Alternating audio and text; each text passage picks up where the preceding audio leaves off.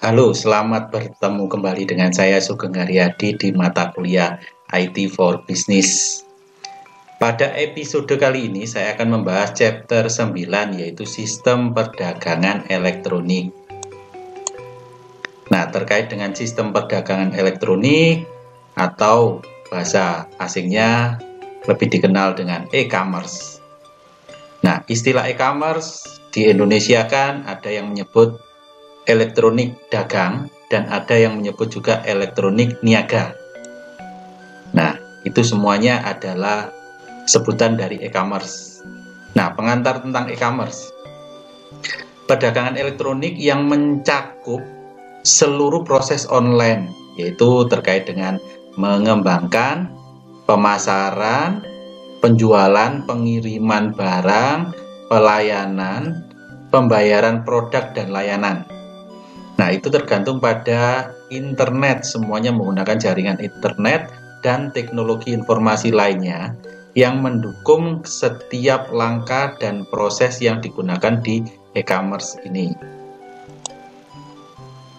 E-commerce ini merupakan mengubah bentuk persaingan, kecepatan bertindak, dan perampingan interaksi produk dan pembayaran dari pelanggan ke perusahaan lain dan dari perusahaan ke pemasoknya atau suppliernya.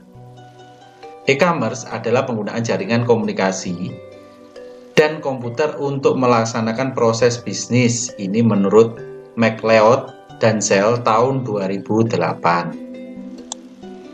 E-commerce itu sendiri atau yang disebut dengan elektronik dagang atau elektronik niaga atau perdagangan elektronik adalah konsep umum yang melingkupi segala macam bentuk dari transaksi bisnis atau pelaksanaan pertukaran informasi dengan menggunakan teknologi informasi dan komunikasi. Ini menurut David Whiteley tahun 2000.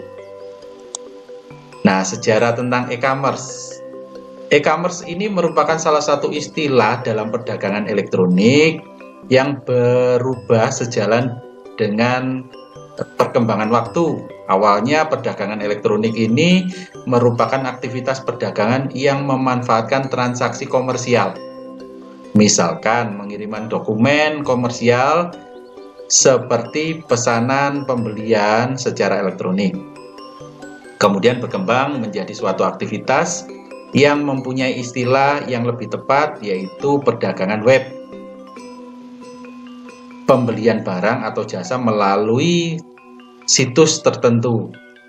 Pada awalnya ketika web perdagangan ini mulai dikenalkan di masyarakat itu adalah pada tahun 1994.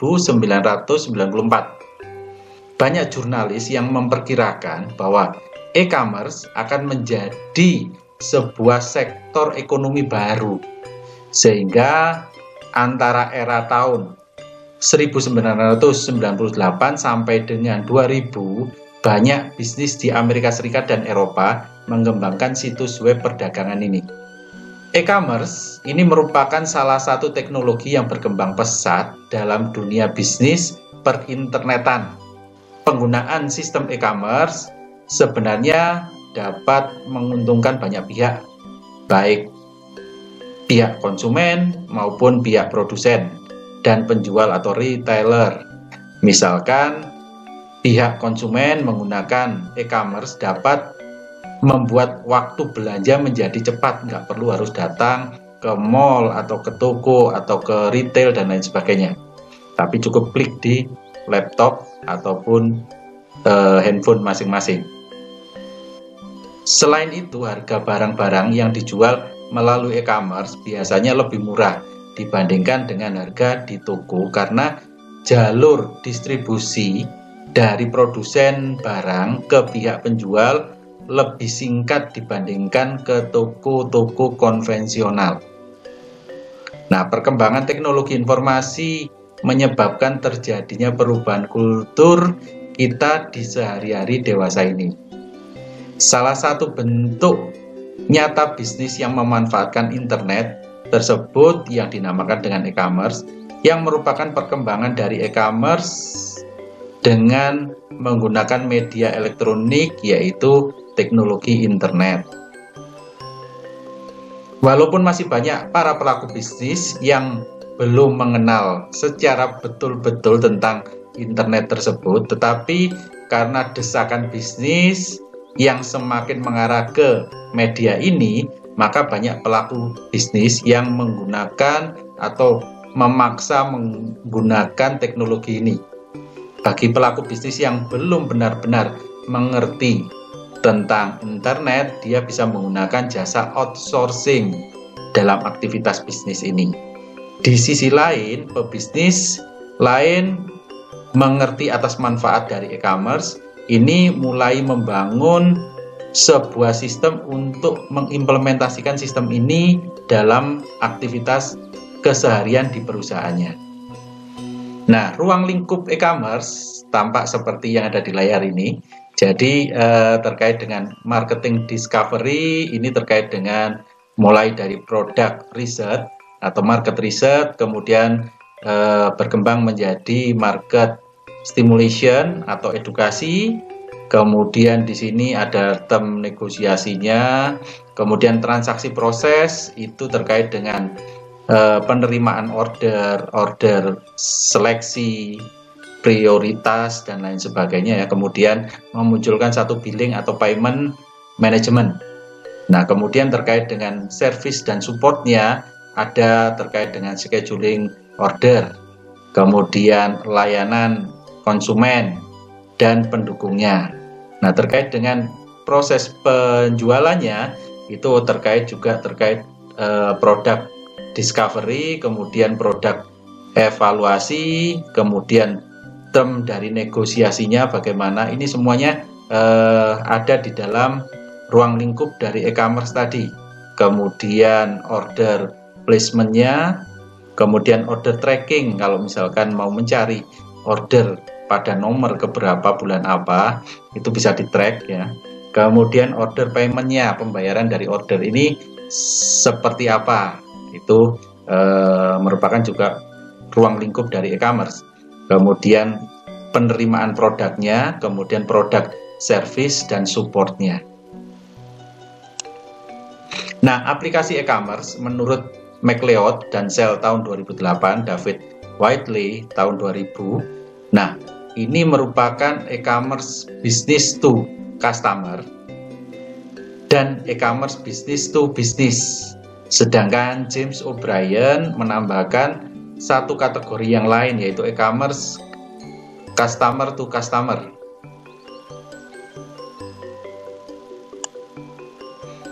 Biasanya menggunakan mekanisme electronic data interchange atau yang dikenal dengan EDI.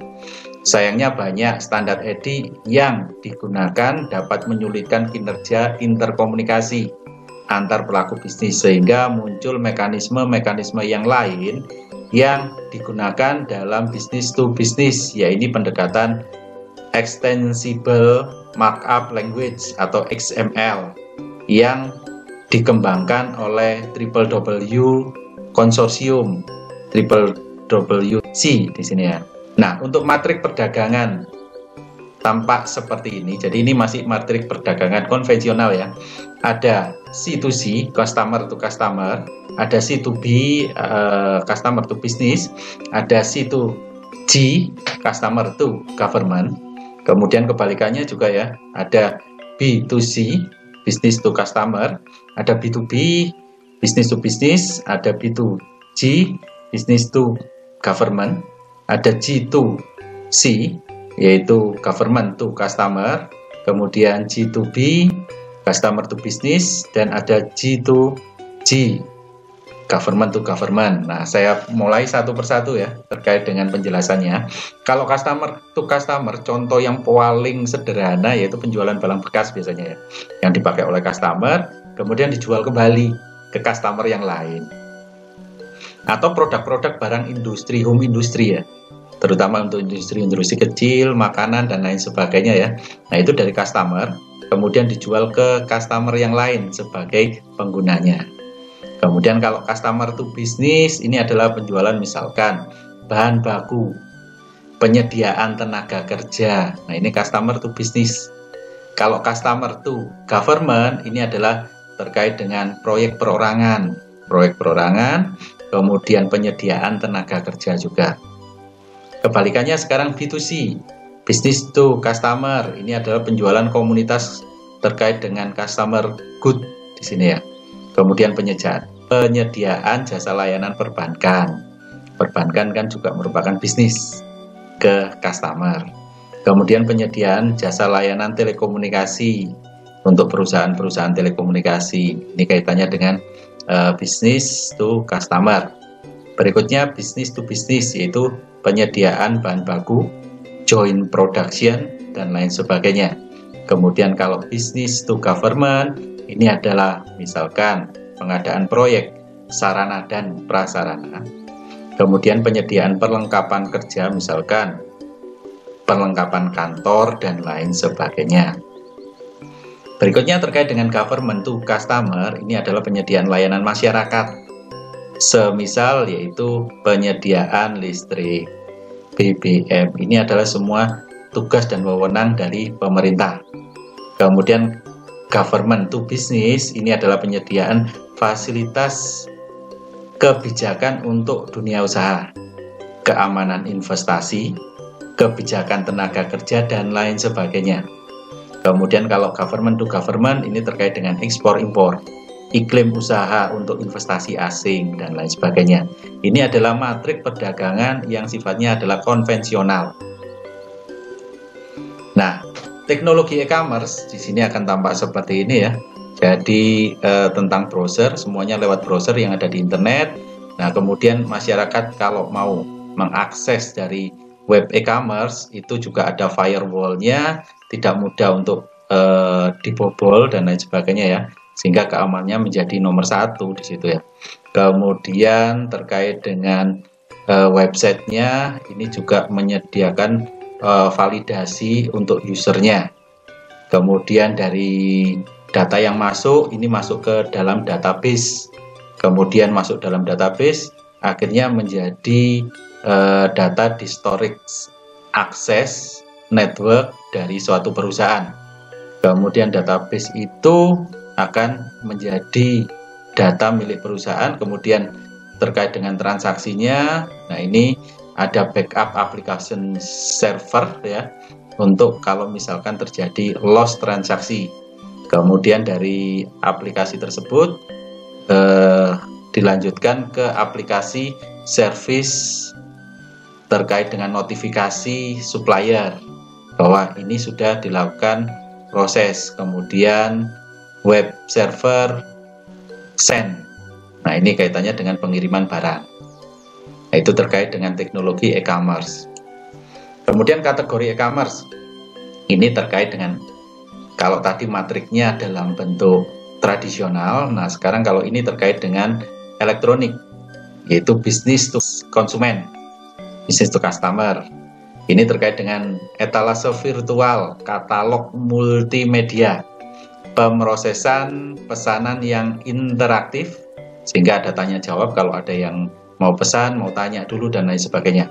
Kemudian pembayaran elektroniknya bagaimana, transfer atau kredit card. Nah, ini ada di bahasan business to konsumen. Kemudian dukungan pelanggan secara online, itu terkait dengan business to konsumen.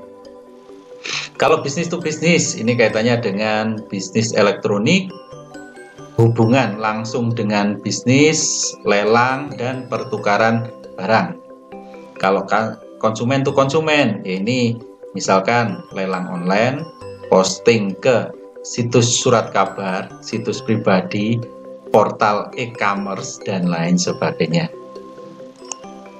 Kemudian arsitektur e-commerce esensial. Nah, ini mulai dari akses, control, dan security terkait dengan keamanan ya. Akses controlnya bagaimana, itu dibahas di sini atau menjadi bagian dari akses, control, and security. Kemudian authentication, kemudian security measurement. Nah, terkait dengan profiling dan personalizing, ini terkait dengan profile management, personalizing, behavior tracking, kemudian search management terkait dengan content based search, parametric based search, kemudian rule based search, Nah, kemudian terkait dengan control management, ini juga ada hubungannya dengan kolaborasi and trading.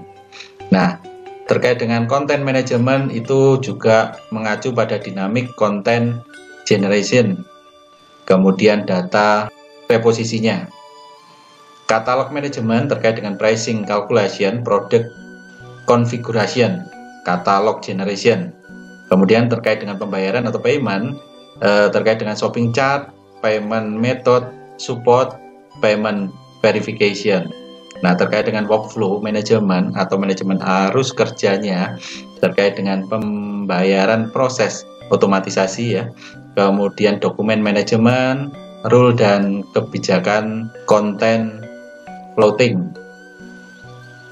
Kemudian event notification, ini terkait dengan event driven transaksi messaging. Ini terkait dengan surat ke email untuk notifikasi, terkait dengan surat kabar dan lain sebagainya. Ini terkait dengan arsitektur e-commerce esensial. Kemudian akses control dan keamanan. Ini berbicara tentang security atau keamanan. Proses e-commerce harus membangun rasa saling percaya dan mengamankan akses antar nama pihak pengguna dan kata kuncinya, enskripsi, sehingga data yang dimasukkan tidak langsung bisa terbaca. Kemudian sertifikat dan tanda tangan digital di area sebagai notifikasi atau konfirmasi. Kemudian akses terbatas, akun terbatas tidak bisa dimasuki oleh orang lain. Kemudian data perusahaan yang juga dibatasi, area administrasi webmaster tidak sembarangan orang bisa masuk di sini. Itu terkait dengan access control dan keamanan. Kemudian terkait dengan profiling dan personalizing atau personalisasi.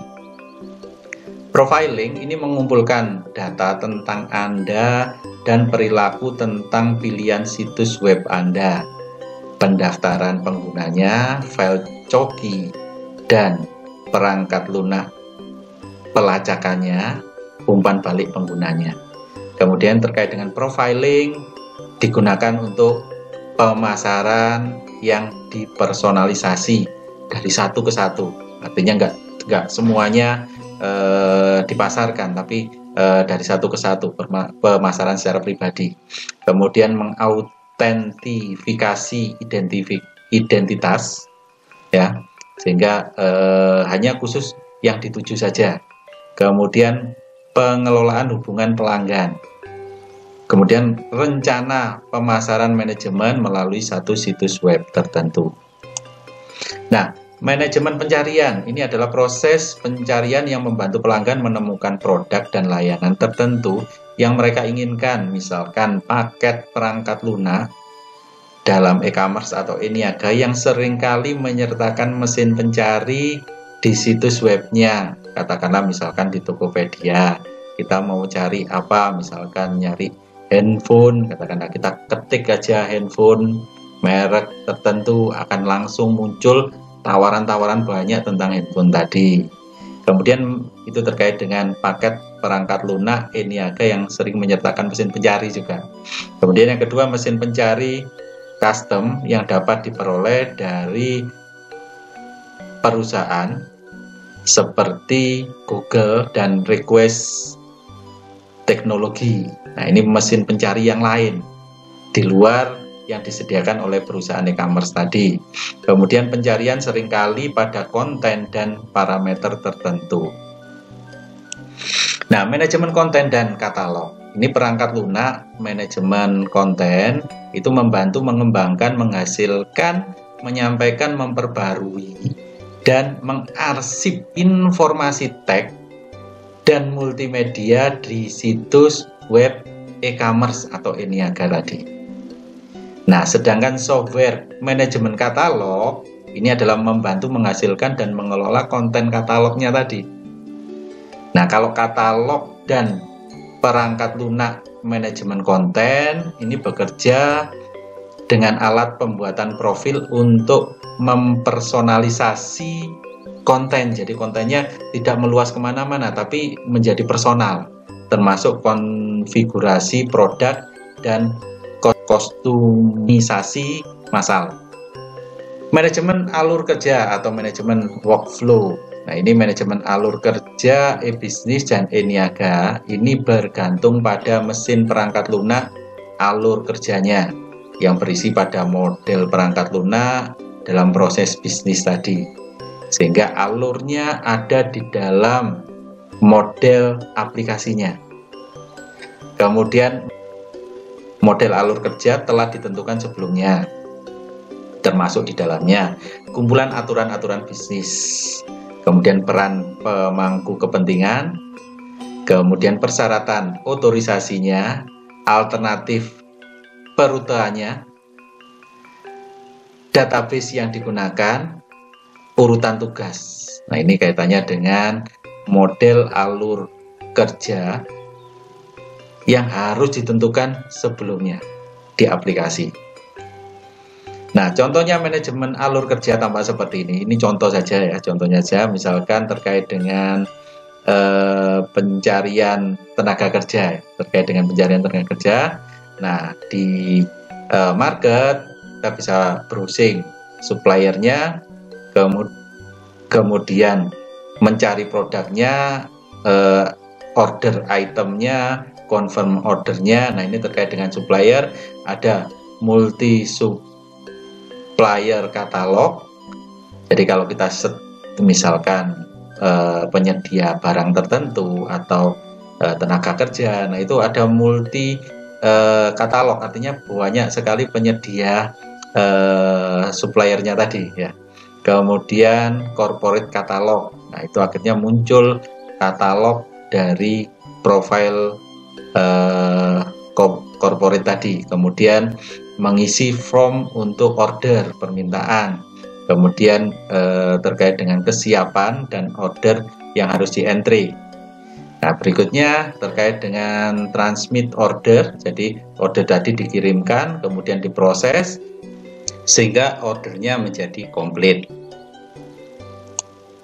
Nah, terkait dengan event notification, sebagian besar aplikasi elektronik niaga digerakkan oleh satu event atau peristiwa tertentu, yaitu terkait menanggapi hal-hal seperti kunjungan atau pembayaran situs web pertama pelanggan, kemudian memantau semua proses e-commerce, merekam semua kejadian yang relevan dengan transaksi tersebut, termasuk situasi dan masalahnya.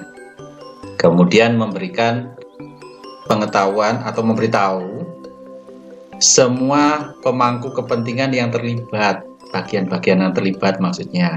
Kemudian bekerja sama dengan perangkat lunak profil penggunanya. Nah, kolaborasi dan perdagangan ini adalah proses yang mendukung pengaturan kolaborasi penting dan layanan perdagangan dibutuhkan oleh pelanggan, pemasok, dan pihak-pihak lain yang berkepentingan atau pemangku kepentingan lainnya ya. Terkait dengan komunikasi online yang diminati itu contohnya misalkan email, obrolan, grup diskusi. Kemudian tujuannya untuk meningkatkan layanan pelanggan, membangun loyalitas pelanggan juga. Proses pembayaran elektronik. Nah, ini merupakan proses yang kompleks karena sifat transaksinya yang hampir anonim, nggak boleh diketahui oleh pihak-pihak tertentu ya, karena rahasianya sangat krusial, dan elektronik, terkait dengan elektronik. Kemudian banyak masalah tentang keamanan sehingga keamanannya harus diperketat atau berlapis. Berbagai macam alternatif baik itu debit maupun kredit card. Lembaga keuangan dapat menjadi bagian dalam proses tersebut sehingga bisa melibatkan pihak-pihak seperti halnya bank dan lembaga keuangan lainnya. Proses pembayaran elektronik. Proses pembayaran yang pertama melalui web tempat melakukan proses belanjanya tadi, sehingga langsung diklik langsung muncul pembayarannya ya, sehingga bisa diproses langsung di web tersebut juga. Kemudian proses pembayaran melalui kartu kredit melibatkan bank yang menerbitkan kartu kredit tadi, atau debit dan proses lain yang lebih kompleks juga. Kalau debit langsung memotong saldo dari penggunanya. Kemudian transfer dana elektronik atau electronic fund transfer atau disingkat EFT. Nah, ini terkait dengan sistem pembayaran utama di perbankan atau di bagian retail. Nah, ini juga berbagai teknologi informasi yang menangkap dan memproses uang serta transfer kartu kreditnya. Kemudian sebagian besar terminal tempat penjualan di toko retail terhubung ke EFT dari bank yang bersangkutan. Contohnya misalkan di tempat atau mal-mal tertentu menyediakan misalkan kartu gesek untuk kalau debit card ada BCA, ada BNI, Mandiri dan lain sebagainya. Nah, itu bagian dari EFT Bank, menyediakan tempat untuk menggesek kartunya.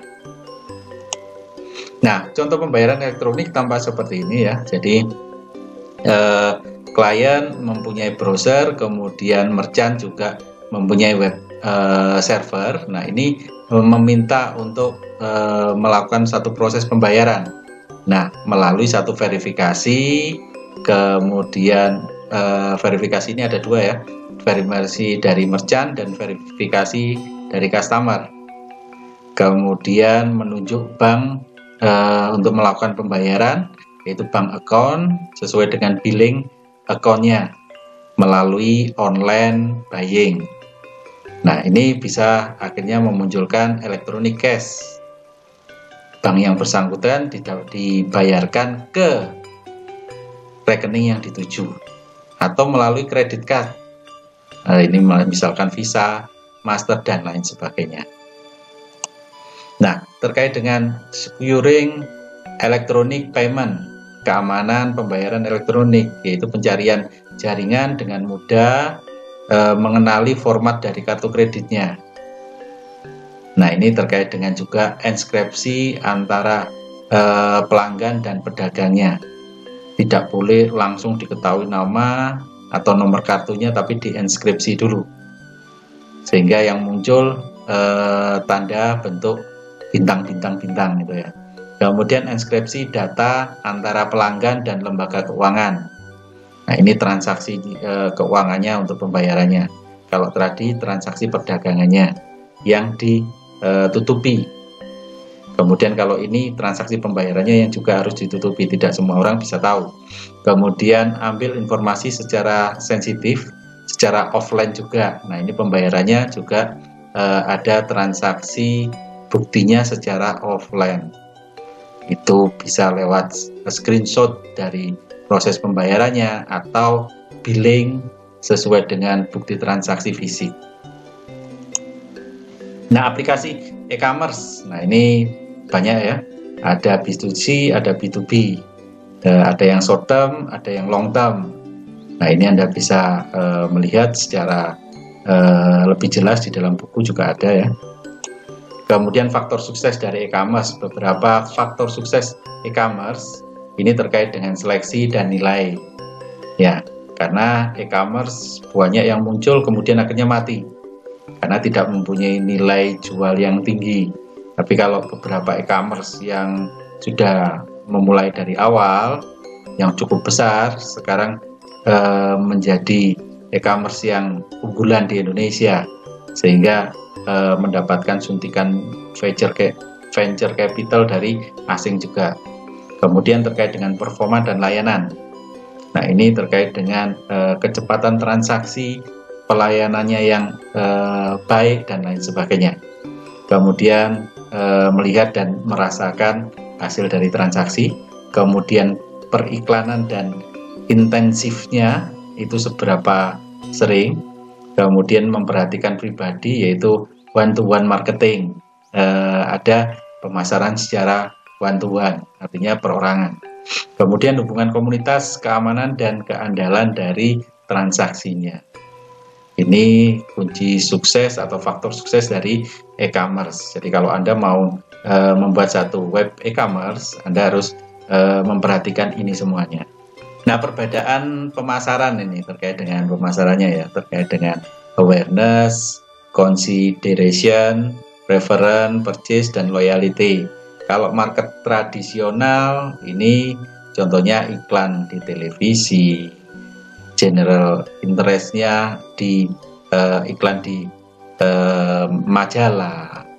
Kemudian kalau web langsung muncul di bagian bawah ya, di button atau ada banner di atasnya atau di tengahnya, di bawahnya head itu kan ada banner kadang-kadang, atau ada juga yang muncul dengan sponsorship, itu kaitannya dengan awareness-nya.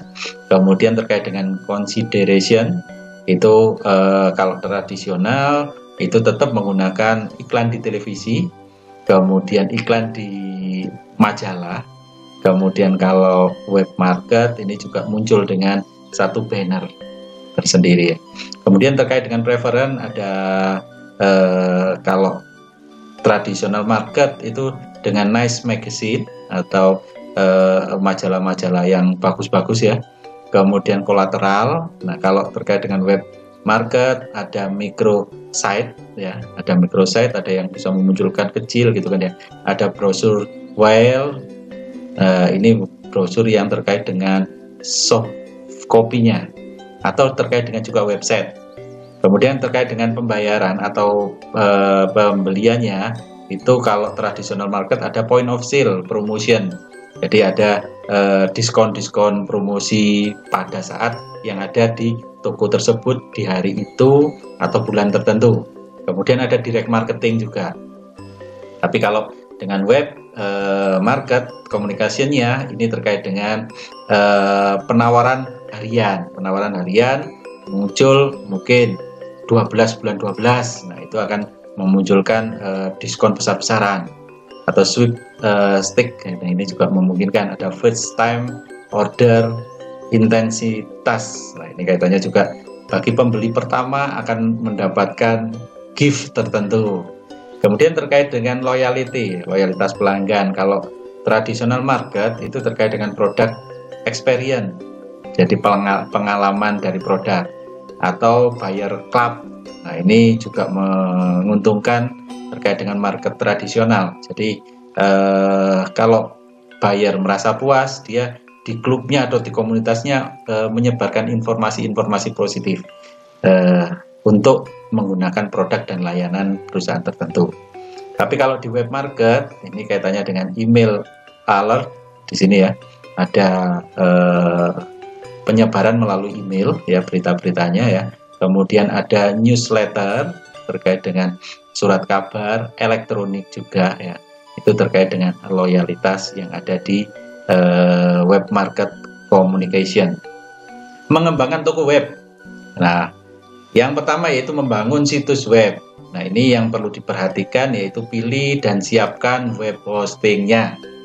Ya, tempat untuk kita membeli nama toko kita atau servernya juga tempat menyimpan data-datanya kita.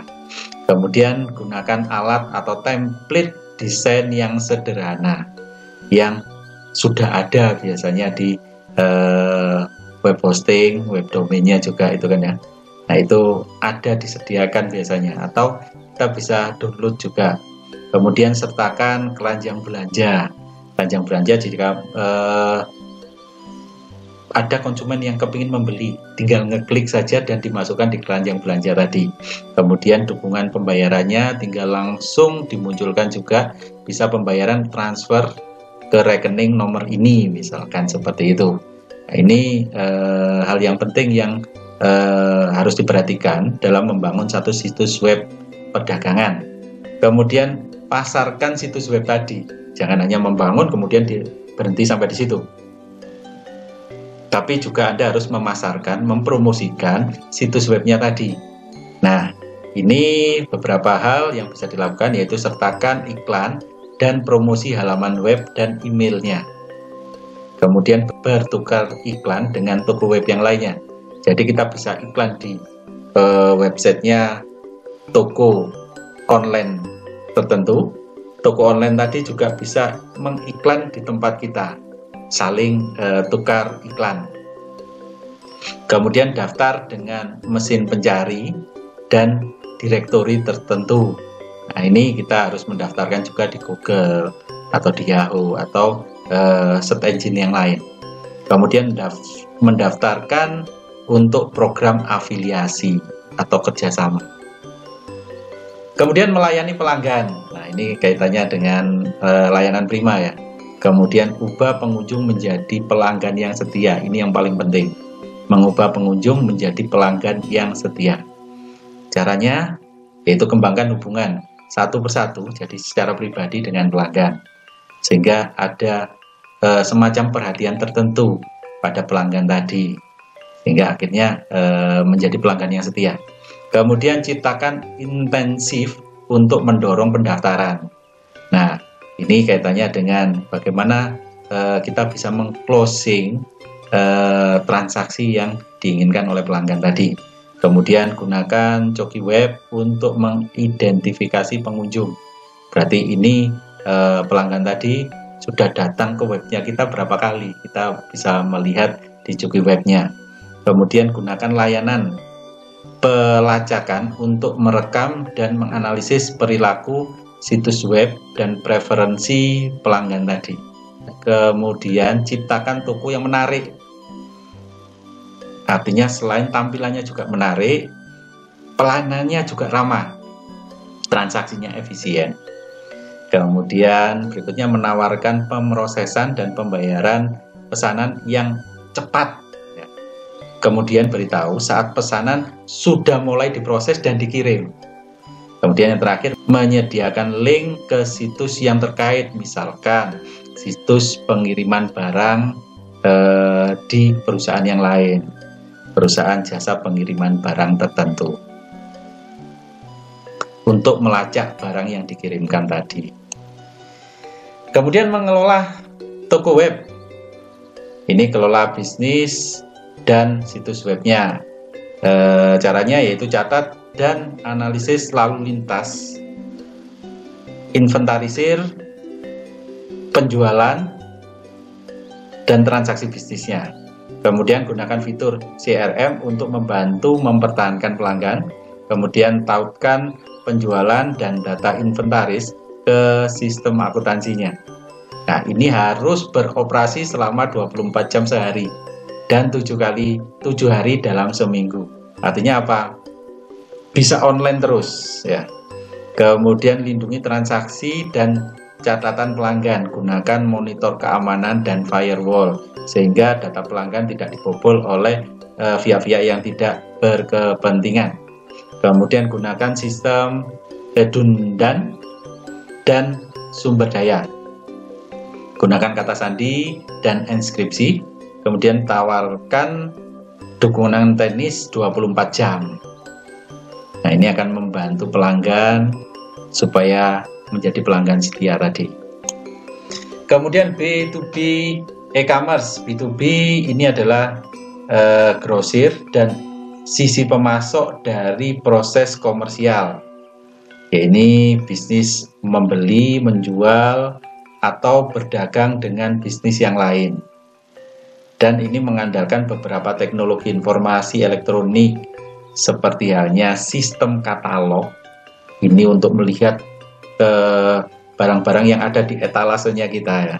Sistem katalog, kemudian sistem perdagangan kalau ada transaksinya, kemudian ada pertukaran data antara misalkan datanya perusahaan dengan datanya pemasok atau supplier.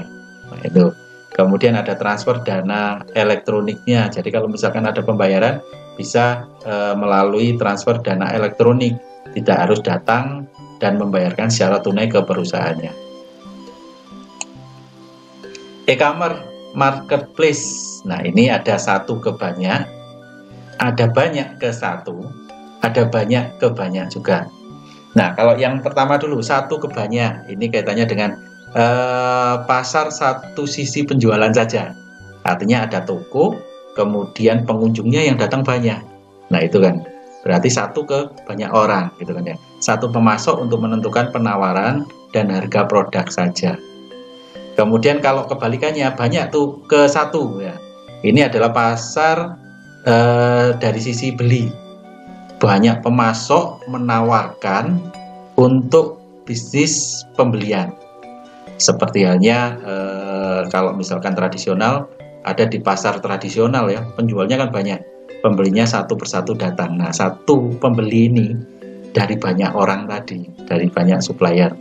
Nah, kalau di marketplace juga sama ya, ada penjualnya banyak, katakanlah barang komoditas tertentu, kemudian yang pembelinya hanya satu atau dua saja. Kemudian yang ketiga banyak ke banyak, yaitu pasar distribusi, yaitu menyatukan pemasok yang menggabungkan katalog produk mereka untuk menarik lebih dari banyak audiens atau pembeli tadi. Sehingga misalkan di marketplace, yaitu banyak penjual, juga banyak pembeli yang hilir mudik untuk mencari barang tertentu.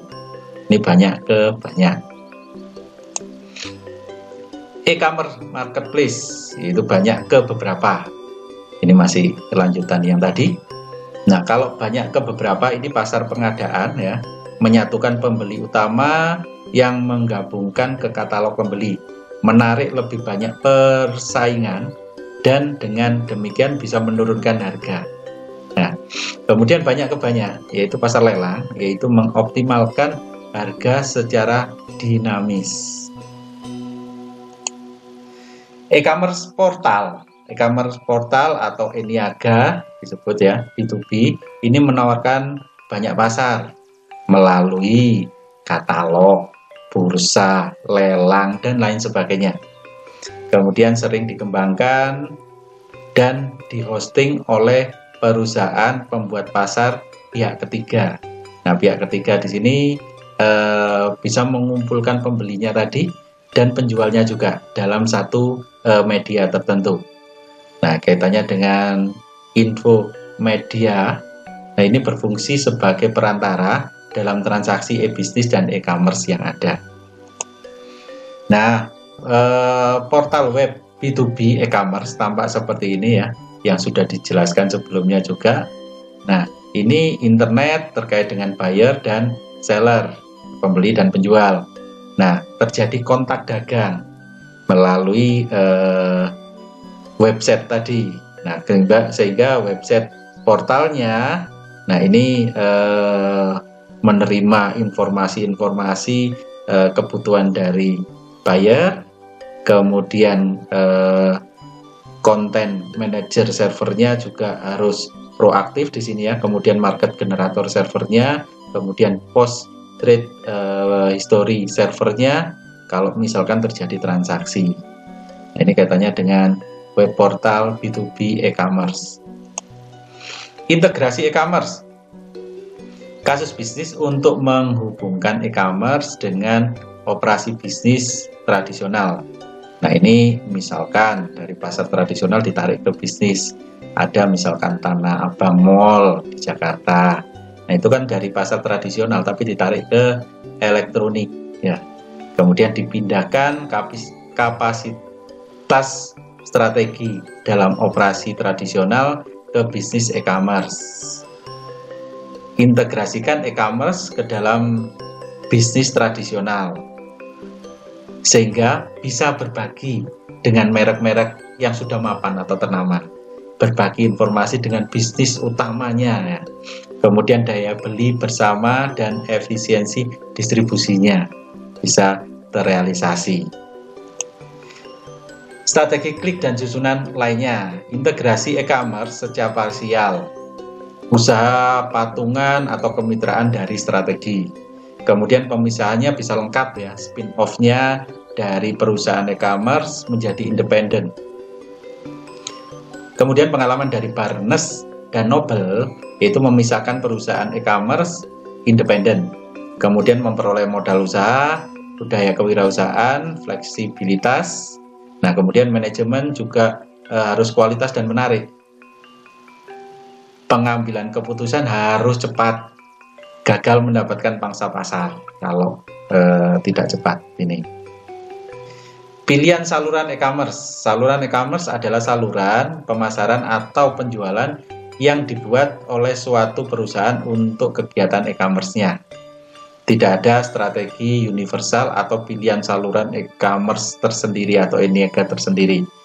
Baik integrasi dan pemisahan e-commerce memiliki kelebihan atau kekurangan bisnis utama. Sebagian bisnis ini menerapkan beberapa ukuran integrasi klik dan susunannya. Nah, itu terkait dengan materi e-commerce. Tugas untuk pertemuan kali ini, yang pertama yaitu terkait dalam matriks perdagangan tadi. Anda bisa kembali ke materi sebelumnya tadi terkait dengan matriks perdagangan. Ada Tokopedia, ada Lazada, ada Bukalapak, dan lain sebagainya. Itu masuk dalam kategori yang mana ya? Tolong jelaskan. Yang kedua, yaitu berikan contoh web yang terkait dengan C2G dan berikan penjelasannya. Ya. Kemudian yang ketiga, nih ya, berikan contoh web yang terkait dengan B2G dan berikan contoh penjelasannya. Kemudian yang keempat, di sini adalah analisis, silahkan analisis ya, keamanan e-payment dari beberapa fintech seperti hanya OVO, ShopeePay, GoPay, dan masih banyak yang lainnya. Silahkan mengerjakan di selembar kertas, kasih nama dan nomor pokok, kemudian kirimkan di @modo masing-masing. Selamat mengerjakan.